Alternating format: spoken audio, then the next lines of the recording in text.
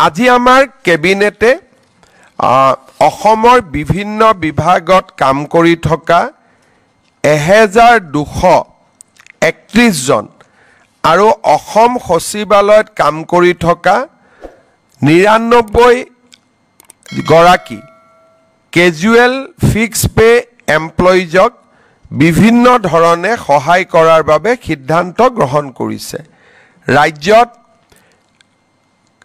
Minimum যেটো 1231 গৰাকী master roll casual আৰু ফিক্স পে ৱৰ্কাৰ আছে, এতিয়াৰ পৰা আমি তেওঁলোকক মিনিমাম পে স্কেল প্ৰদান কৰিম। এই সিদ্ধান্তটো আজি কেবিনেটে গ্ৰহণ কৰে। আনহাতে আমাৰ অসম সচিবালয়ত কৰ্মৰত 99 গৰাকী ফিক্স পে ষ্টাফক আজি আমি তেওঁলোকৰ দৰমহা বৰ্তমান তেওঁলোকে 9000 পায়, আমি 9000ৰ পৰা 16400 টকালৈকে বৃদ্ধি কৰিছোঁ।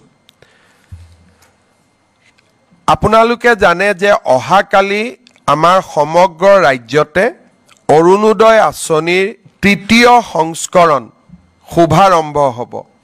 ৰাজ্যৰ 30 লাখ লোকে এই অৰুণোদয় আঁচনিৰ ধন কালিৰ পৰা পাবৰ বাবে আৰম্ভ হ'ব।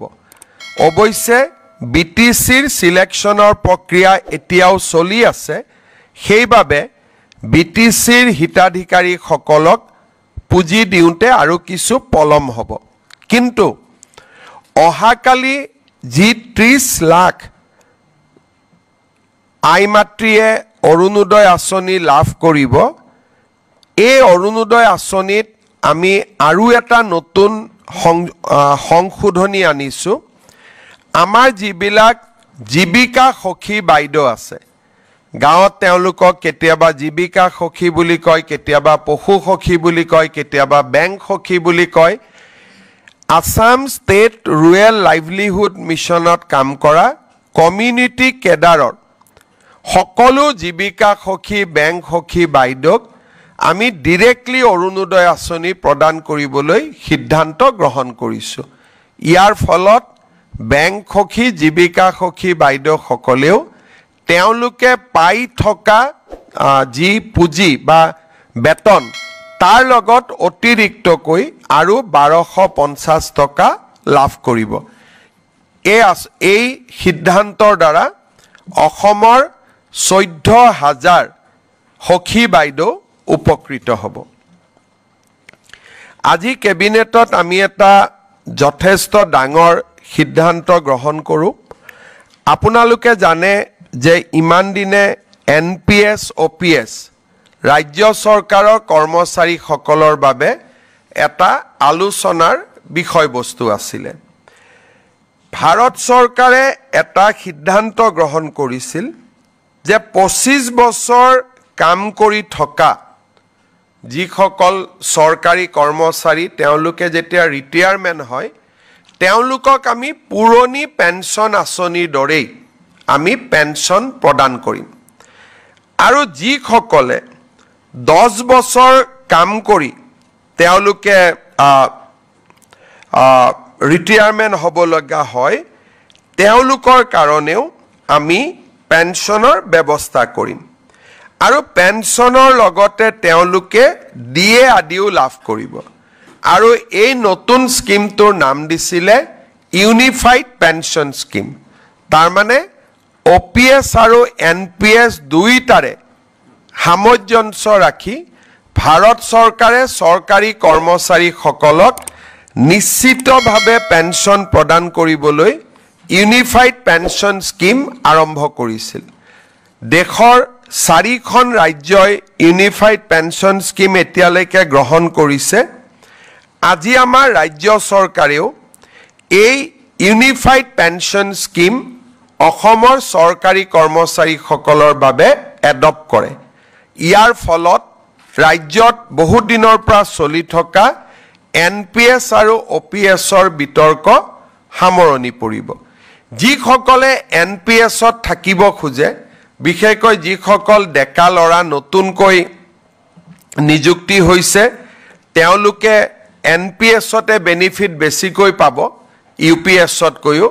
কিন্তু আমি দুইটা অপশন তেওঁলোকৰ বাবে খুলি দিছো যে তেওঁলোকে নিজে বিচাৰিলে এনপিএছতো থাকিব পাৰিব বা তেওঁলোকে ইউপিএছতো যাব পাৰিব ইউপিএছলৈকে যোৱা মানে তেওঁলোকে নিশ্চিত পেনশন ওপিএছৰ লোকসকলে যেনেকৈ পাই আছিলে ওল্ড পেনশন স্কিমৰ ইউপিএছত গ'লে তেওঁলোকে নিশ্চিতভাৱে পেনশন লাভ কৰি থাকিব আজি এই আঁচনিখন ৰাজ্য চৰকাৰৰ কেবিনেটে গ্ৰহণ কৰে আৰু এবছৰৰ ভিতৰত কৰ্মচাৰীসকলে সিদ্ধান্ত ল'ব পাৰিব যে আমি এনপিএছত থাকিম নে আমি ইউপিএছলৈকে যাম ইয়াৰ ফলত ৰাজ্যত চলি থকা বা দেশত চলি থকা এটা বহুদিনীয়া বিতৰ্কৰ সামৰণি পৰিব বুলি আমি আশা কৰিছো আজি কেবিনেটত কেইটামান আৰু গুৰুত্বপূৰ্ণ আমি সিদ্ধান্ত লৈছো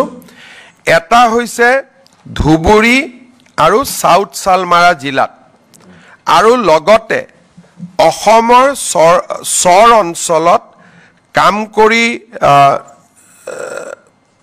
থকা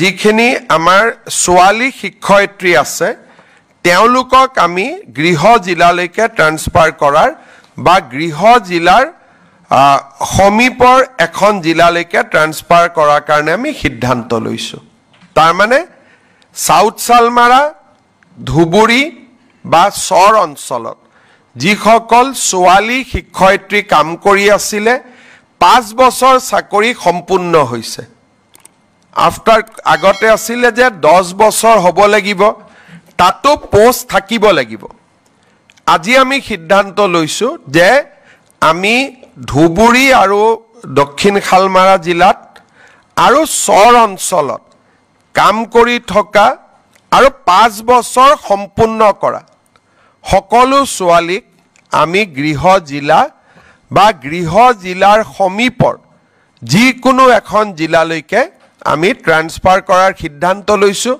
কোনোবা যদি ডিব্ৰুগড়ৰ ছোৱালী কাম কৰি আছে ডিব্ৰুগড়লৈকে যদি পোষ্ট নাই আমি তিনসুকীয়া শিৱসাগৰ বা ধেমাজিত দিম যদি কামৰূপ জিলাৰ সন্তান সাউথ সালমাৰাত কাম কৰি আছে আমি কামৰূপ জিলাত দিব নোৱাৰিলেও মৰিগাঁও নলবাৰী আমি ইয়াত দিয়াৰ কাৰণে চেষ্টা কৰিম ই এটা ছোৱালী শিক্ষয়িত্ৰীৰ কাৰণে এটা বহুত ডাঙৰ হকা হিচাপে পৰিগণিত হ'ব বুলি আমি আশা কৰিছো ৰাজ্য চৰকাৰৰ কেবিনেটে আজি আৰু এটা সিদ্ধান্ত লৈছে কেইদিনমান আগতে আমি সৰ্বশিক্ষা অভিযানত কাম কৰি থকা আৰু 5 বছৰ পূৰ্ণ হোৱা শিক্ষকসকলক চৰকাৰী শিক্ষক হোৱাৰ সুবিধা দিছিলো কিন্তু 5 বছৰৰ অপচনটো থকা কাৰণে বহুবিলাক শিক্ষকে এই স্পেচিয়েল ৰিক্ৰুটমেন্ট ড্ৰাইভৰ সুবিধা ল'ব পৰা নাছিলে তেওঁলোকে আমাক আবেদন কৰিছিলে এতিয়া 5 বছৰটো আমি 3 বছৰলৈকে কমাই দিছো সৰ্বশিক্ষা অভিযানত 3 বছৰ কাম কৰিলেও তেওঁলোকক আমি সৰ্বশিক্ষাৰ পৰিৱৰ্তে চৰকাৰী শিক্ষক হিচাপে আমি পুনৰ তেওঁলোকক নিযুক্তি দিয়াৰ ব্যৱস্থা কৰিম এই দুইটা আমাৰ শিক্ষক শিক্ষয়িত্ৰীসকলৰ বহুদিনীয়া ৰিকুৱেষ্ট আছিলে আজি দুইটা ৰিকুৱেষ্ট আমাৰ কেবিনেটে গ্ৰহণ কৰে আৰু আমাৰ এই সিদ্ধান্তই তেওঁলোকৰ বহুদিনীয়া এটা ৰিকুৱেষ্ট বা দাবী পূৰ্ণ হ'ব বুলি আমি আশা কৰিছো আজিৰ কেবিনেটত এইকেইটাই সিদ্ধান্ত আছিল আপোনালোকে যদি কিবা খুদে খুদিব পাৰে 5 years যাৰ কমপ্লিট হৈ গ'ল তাৰ মানে 2021ত যিসকলে বা 20ত নিযুক্তি পাইছিলে মিনিমাম 5 years তো কৰিবই লাগিব কিন্তু যাৰ 5 years হৈ গ'ল তেওঁলোকক এতিয়া পোষ্ট থাকক বা নাথাকক আমি ট্ৰান্সফাৰ দি দিম তেওঁলোকে এবছৰৰ ভিতৰত সিদ্ধান্ত ল'ব নহয় চৰকাৰী কৰ্মচাৰী হ'ব লাগিব ৰিটায়াৰ্ড কৰা মানুহে এটো তাৰ শিফট কৰিব নোৱাৰে যোন ৰিটায়াৰ হৈ গ'ল তেওঁ ৰিটায়াৰ হৈ গ'ল চৰকাৰৰ যি কৰ্মচাৰী আছে তেওঁলোকে এতিয়া সিদ্ধান্ত ল'ব পাৰিব যে আমি এনপিএছত থাকিম নে ইউপিএছত যাম তাৰ কাৰণে ইউপিএছৰ ফুল বেনিফিট পাবৰ কাৰণে 25 বছৰ চাকৰি কৰিব লাগিব হাফ বেনিফিট পাবৰ কাৰণে 10 বছৰ চাকৰি কৰিব লাগিব আৰু এটো গাইডলাইন আমি নোটিফিকেশন কৰি দিম তেতিয়া কৰ্মচাৰীসকলে নিজে সিদ্ধান্ত ল'ব পাৰিব যে আমি এনপিএছত থাকিম নে আমি ইউপিএছত যাম কিন্তু ইউজুৱেলি নতুন লৰা ছোৱালীবোৰ এনপিএছতে থাকিব কাৰণ তাতে বহুতখিনি ৰিটায়াৰমেন্টৰ পিছত বহুতখিনি সুবিধা তেওঁলোকে পাব So if you can brief about the UPS scheme, the decision that you take.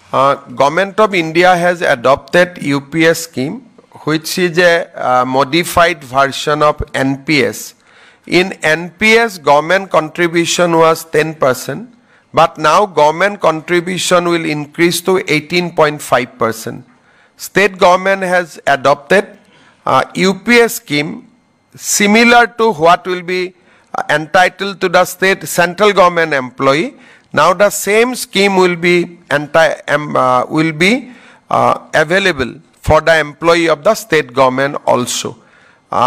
Existing employee will get a 1-year time frame to either remain in NPS or to adopt UPS. If somebody adopt UPS, his contribution in NPS will be automatically transferred to the UPS account, I think with adoption of this scheme, the debate between NPS and OPS has finally come to an end.